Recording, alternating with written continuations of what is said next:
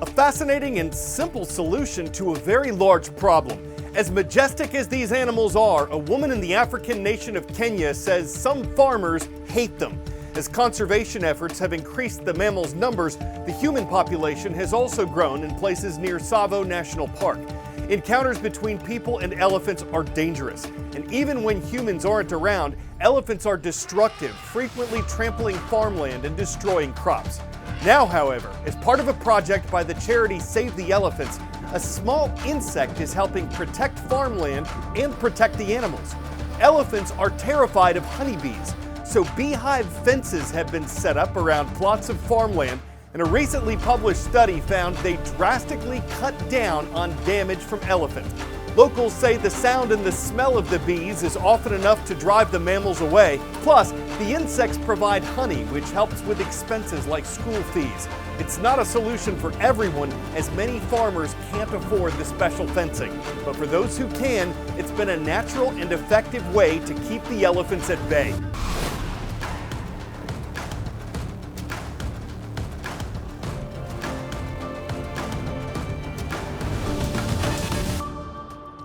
I'm Carl Azuz. It's great to see you this Thursday. Thanks for watching The World from A to Z.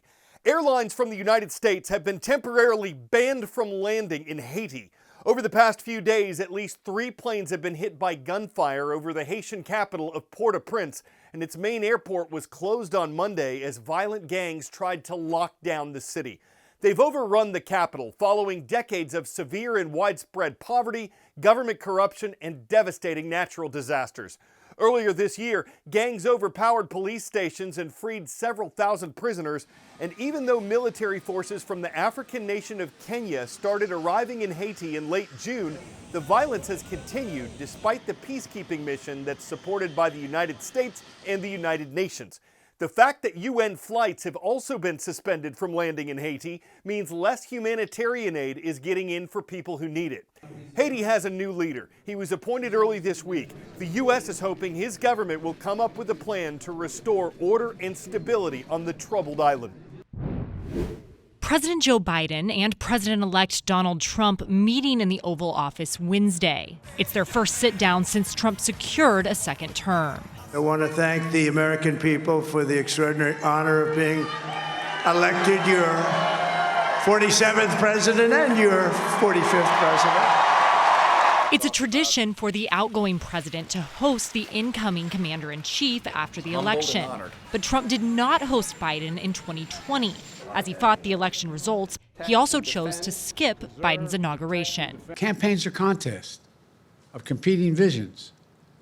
The country chooses one or the other. We accept the choice the country made. This meeting comes as Biden works to secure his legacy and Trump prepares to take office. According to people familiar with Trump's plans, South Dakota Governor Kristi Noem will be asked to lead the Department of Homeland Security, and sources say Florida Senator Marco Rubio is his top choice for Secretary of State. Reporting at the White House, I'm Julia Benbrook.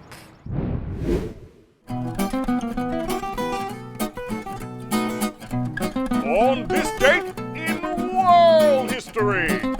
2 American women made history on November 14th. One is Elizabeth Cochran, and if you're like, who? Her pen name, Nellie Bly, might be more familiar. The journalist took the concept of traveling around the world in 80 days as a challenge. Setting out on this date in 1889, she traveled by ship, train, horse, and rickshaw, eventually completing the journey in 72 days.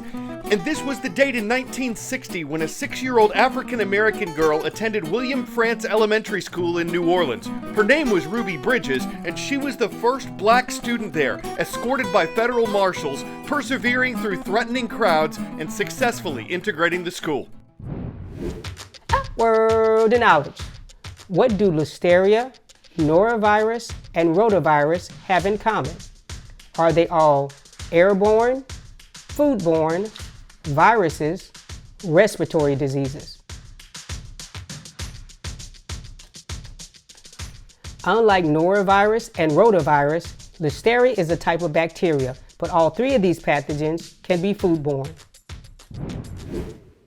Of the millions of Americans who get sick from foodborne illnesses every year, the CDC estimates 128 20,000 are hospitalized. Just a small number of bacteria can actually cause illness. Dr. Sanjay Gupta says many of the foodborne illnesses making headlines lately are happening outside the home. He says whoever preps food needs to pay close attention to temperature and avoid the danger zone, which is between 40 and 140 degrees. So if you're getting cold food, it should be colder than 40 degrees. If you're getting warm food, it should be steaming hot, greater than 140 degrees. Do those things. That'll go a long way towards keeping you safe.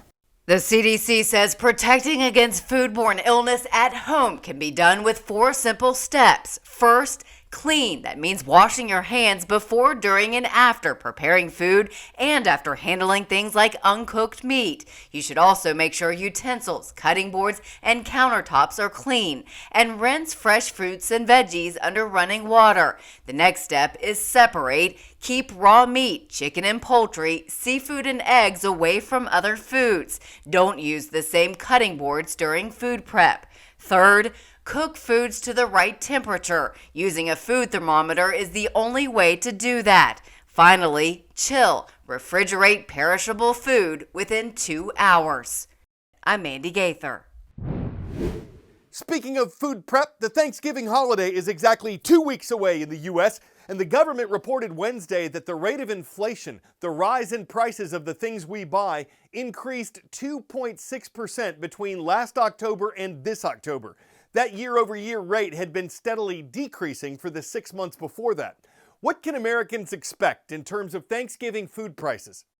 Thanksgiving shoppers will face ups and downs in prices this year, starting with the meal's centerpiece, the turkey. After a few years of price fluctuations, Wells Fargo says fresh turkey prices are largely unchanged this year compared to last, with name brand turkey seeing a 2% decline in price from 2023.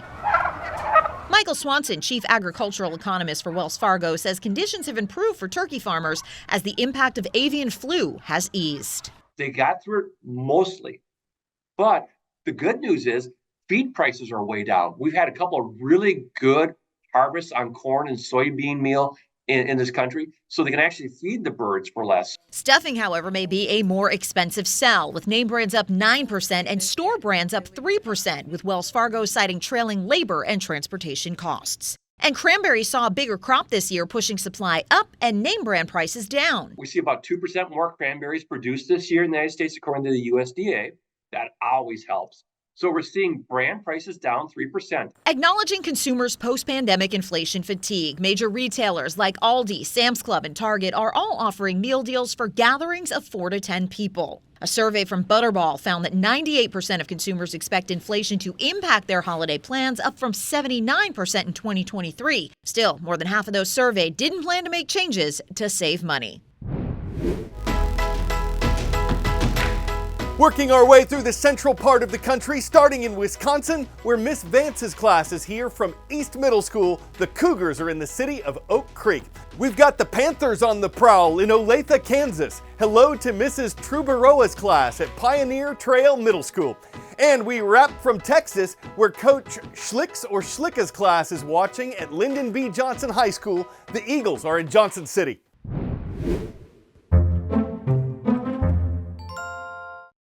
You know how when someone holds up something to you and says, "Here, smell this," it's not always a good idea to do it? Well, folks are lining up in droves to get a whiff of this plant in Australia. It's a Titan arum, aka the corpse flower. It only blooms once every 7 to 10 years, and when it does, that only happens for a day or two. It's the plant's signature stench that's said to smell like rotting flesh or garbage and mysteriously attracts onlookers and onsmellers. It's a nasal spray of stench that confounds the olfactory, giving more of a nos troll than a nos thrill, a sinal assault that could collapse a nasal bridge, make any septum want to deviate, carry a whiff of nose pharynx, and make mucus more like pucus. Folks who follow their nose to where the corpse flower grows will want to do anything but take a deep breath. I'm Carl Azuz, thankful we don't have one of those in our studio, and thankful you are watching The World from A to Z.